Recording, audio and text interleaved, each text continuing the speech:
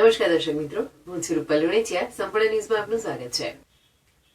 ડીસા તાલુકાના ભીલડીના એક કરિયાણાના વેપારીએ ડીસાના હોલસેલ વેપારી પાસેથી માલ લઈ રૂપિયા ન ચૂકવતા ફરિયાદ નોંધાઈ હતી.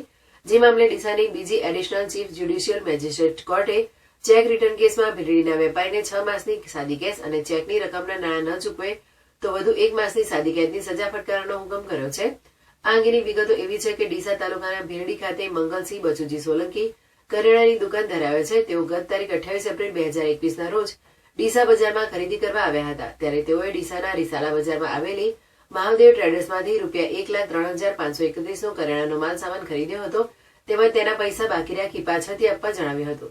જોકે ત્યારબાદ મહાદેવ ટ્રેડર્સના માલિક કરશનજી તગાજી જોશીએ માલના પૈસાની ઉઘરાણી કરતા તેઓએ ચેક આપ્યો હતો અને જે ચેક કરશનજી જોશીએ તેમના ખાતામાં નાખતા ચેક રિટર્ન થયો હતો. ત્યારબાદ તેઓએ મંગલસિંહને વાત કરતા તેઓએ હાલ કોઈ કેસ કરતા નહીં કે નોટિસ આપતા નહીં, હું તમને 2 દિવસમાં પૈસા આપી દઈશ તેમ જણાવતા કરશનજીએ તેમના પર ભરોસો રાખ્યો હતો. જોકે ત્યારબાદ તેઓ વારંવાર વાયદા કરી પૈસા ન આપતા આખરે કરશનજીએ તેમના વકીલ મારફતે ચેક રિટર્નની ફરિયાદ નોંધાવી હતી.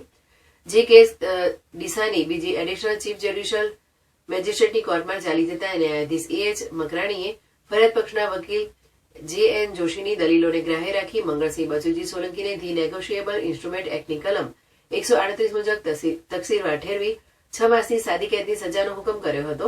ન્યાયાધીશે ચુકાદામાં એમ પણ જણાવ્યું હતું કે ચેકની રકમ ₹1,03,531 આરોપીએ 60 દિવસમાં ફરિયાદીને વળતર તરીકે ચૂકવી આપવા.